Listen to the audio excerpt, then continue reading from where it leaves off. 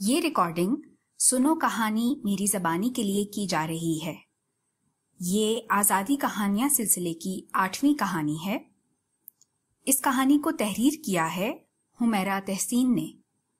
इसका उन्वान है दिए की रोशनी और मैं हूं किस्सा गो हुमैरा तहसीन। नन्ना असजद आज बहुत खुश था। यौम आज़ादी की आमद थी और उसके स्कूल में आज बहुत गहमा गहमी थी, क्योंकि पढ़ाई की बजाय स्कूल में आज जश्न आज़ादी के सिलसिले में होने वाले प्रोग्राम की रिहर्सल होनी थी। असजद ने भी मिली नगमों के मुकाबले में हिस्सा ले रखा था। वो बेंच पर बैठा हुआ था और बहुत दिलचस्पी से बाग में बहार दिखाते हुए कई किस्मों के फूल देख रहा था। एक तरफ मोतिया के फूलों की क्यारियां थीं, तो दूसरी जानिब गुलाब के फूल शबनम में नहाकर जैसे खुशी से झूम रहे थे। नन्ही चिड़ियां एक दूसरे के साथ खेल में मगन थीं और एक पेड़ से दूसरे की जानिब फुदकती फिर रही थी। सुबह की ठंडी हवा के झोंकों की वजह से असजद को नींद सी आने लगी थी कि अचानक सामने से उसके दोस्त फहद और हमजा आते दिखाई दिए। अरे असजद, तुम यहाँ बैठे सो रहे हो और हम तुम्हें हर जगह तलाश कर रहे थे। फहद पास आते ही बोला। नहीं, मैं तो बस यूं ही बैठा था। तुम बताओ, मुकाबले की तैयारी हो गई क्या? असजद ने मुस्कुराते हुए फहद से पूछा। हाँ हाँ, बिल्कुल बिल्कुल, देखना इस दफा पहला इनाम हमारा ग्रुप ही जीतेगा, फहद ने निहायत पुरजोश लहजे में कहा। अच्छा असजद, ये बताओ, तुमने अपने घर में 14 अगस्त के लिए क्या तैयारी की है? हमने तो झंडियों से अपनी पूरी गली सजा दी है और हमारे मोहल्ले में पहाड़ियां बनाने के मुकाबले भी होते हैं। असजद का दोस्त हमजा खुशी खुशी अपनी तैयारियों का हाल बताने लगा। हाँ, हम लोग भी झंडियां लगाएंगे और अपने घर की छत पर बड़ा सा परचम, जवाबन असजद ने कहा। फहद जो उन दोनों की गुफ्तगू सुन रहा था, वो भी बोल उठा। अरे बस, सिर्फ झंडे और झंडियां लगाकर तुम लोग आजादी का जश्न मनाओगे? लो भाई, हमारे यहाँ तो बहुत एहतमाम से ये दिन मनाया जाता है। मेरे बड़े भैया बारूद और पटाखे लेकर आते हैं और हम सब मिलकर खूब बाजे बजाते और पटाखे चलाते हैं। और पता है, रात को हमारे घर के बाहर आतिशबाजी भी की जाती है और मेरे कजन हवाई फायरिंग भी करते हैं। ठा ठा ठा, वाह, इतना मजा आता है कि क्या बताऊं। अभी वो तीनों ये बातें कर ही रहे थे कि उनकी उस्तानी साहिबा ने सब बच्चों को रिहर्सल के लिए आवाज दी। स्कूल से वापसी पर घर जाते हुए असजद सोच रहा था कि इस दफा वो भी अपने अब्बा जान से फरमाइश करेगा कि उसको पटाखे और आतिशबाजी का सामान खरीद कर दें। घर पहुंचकर उसने खाना खाया और अब्बा जान का इंतजार करने लगा, मगर वो तो अभी दफ्तर से नहीं लौटे थे और थकन की वजह से असजद को नींद आ गई। शाम को जब वो बेदार हुआ तो उसे पता चला कि उसके अब्बा जान सब बहन भाइयों को यौम आज़ादी के सामान की खरीदारी के लिए बाजार ले जा रहे हैं। ये सुनते ही असजद छलांग लगाकर बिस्तर से कूदा और बाकी बहन भाइयों की हमरा गाड़ी में जा बैठा। बाजार पहुंचे तो हर तरफ बहुत रौनक थी। कई नन्हे बच्चे अपने बड़े बहन भाइयों और वालिदैन के हमरा 14 अगस्त की खरीदारी के लिए आए हुए थे। चूंकि सूरज ढल चुका था, इसलिए दुकानदारों ने अपने अपने स्टॉलों के ऊपर जर्द जर्द रोशनी वाले बिजली के कुमकुमे रोशन कर रखे थे। एक तरफ तेज तेज लहजों में भावताव करते हुए दुकानदारों की आवाजें थीं, तो दूसरी तरफ बच्चों की खुशियों भरी हंसी की मीठी सी झनकार। लकड़ी के तख्तों पर कपड़ा बिछाए दुकानदार कई किस्मों के बैज, झंडियां, सब्ज पाकिस्तानी परचम, स्टिकर और पाकिस्तानी झंडे वाली टोपियां बेच रहे थे।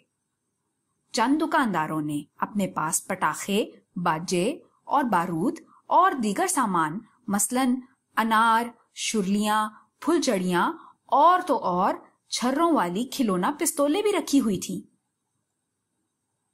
असजद के अब्बा जान ने सब बच्चों को पाकिस्तानी परचम वाले छोटे छोटे खूबसूरत बैज और हरी हरी झंडियां लेकर दी।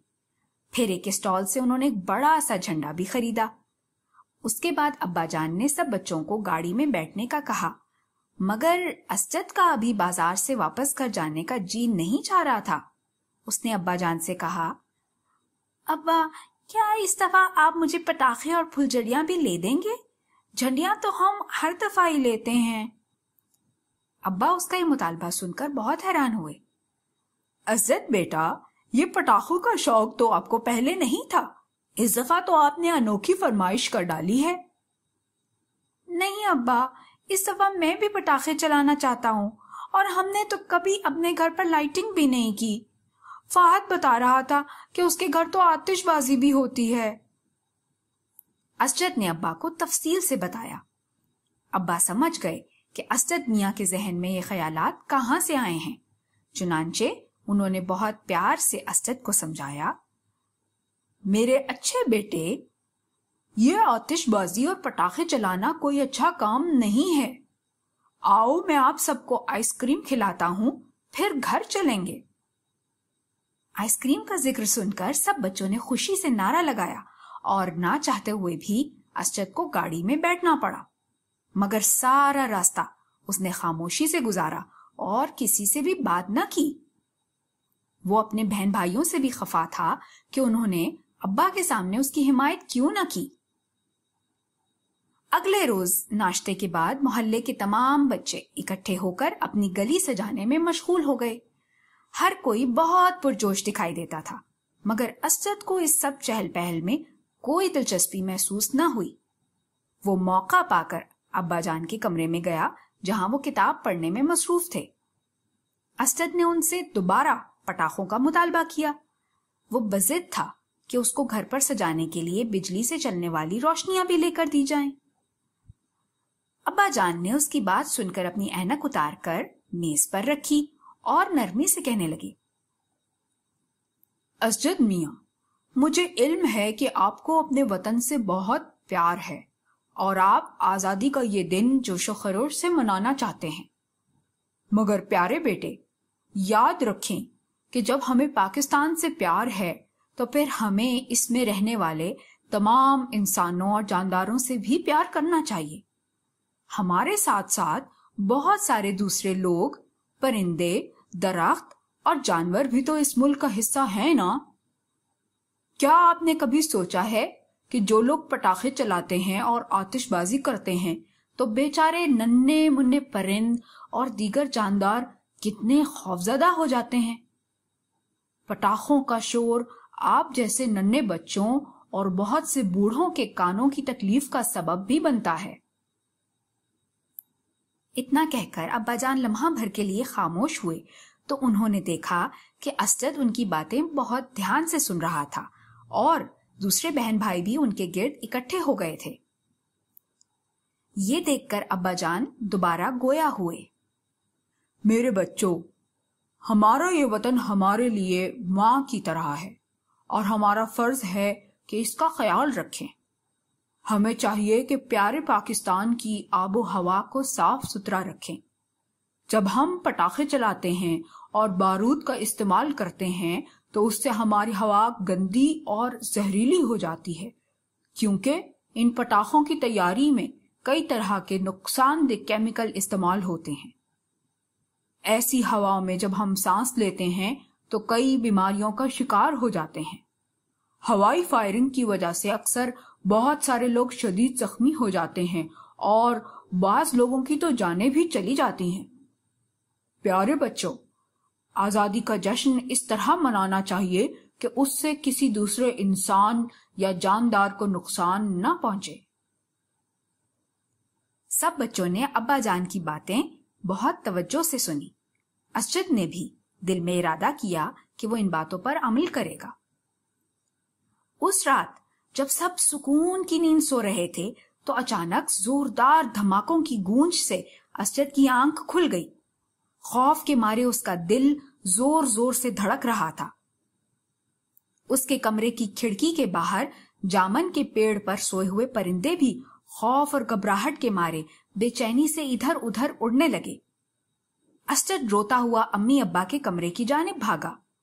अम्मी जान ने उसको प्यार से गले लगा लिया और तसल्ली देते हुए बताया कि लोग नया दिन यानी 14 अगस्त शुरू होने की खुशी में फायरिंग कर रहे हैं।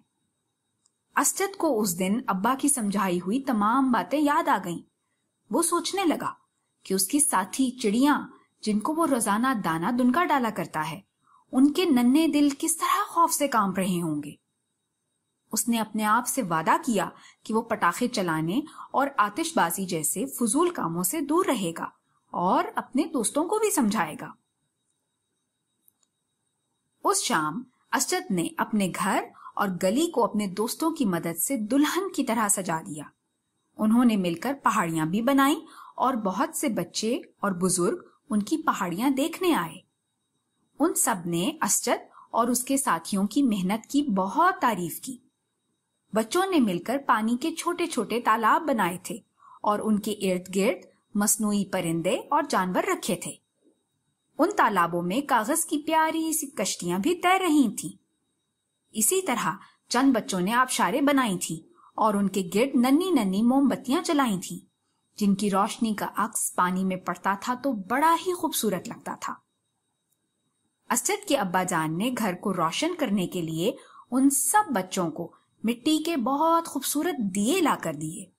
चुनांचे बिजली जाया करने की बजाय उस शाम उन सब ने दिए रोशन किए। सब बच्चों ने मिलकर मोहल्ले में उगे पौधों को पानी भी दिया और परिंदों को दाना डाला। इस तरह उन सब ने न सिर्फ खुद आजादी का जश्न मनाया, बल्कि अपनी खुशी में दूसरे जानदारों को भी शामिल किया और अपने माहौल की भी हिफाजत की। प्यारे बच्चों, हम सबको भी चाहिए कि असजद की तरह अपने प्यारे वतन पाकिस्तान की हिफाजत करें, दरख्तों को पानी दें और जानवरों और परिंदों का बहुत ख्याल रखें। ऐसे काम करने से बाज रहें जो हमारी हवा को आलूदा और गंदा करते हैं। इस तरह मिलजुल कर हम अपने वतन को सेहतमंद बना सकते हैं। ये रिकॉर्डिंग सुनो कहानी मेरी ज़बानी के लिए की जा रही थी। मजीद कहानियां सुनने के लिए हमारा फेसबुक पेज, यूट्यूब चैनल और साउंड क्लाउड लिंक सुनो कहानी मेरी ज़बानी लाइक, सब्सक्राइब और शेयर करना न भूलिएगा। शुक्रिया।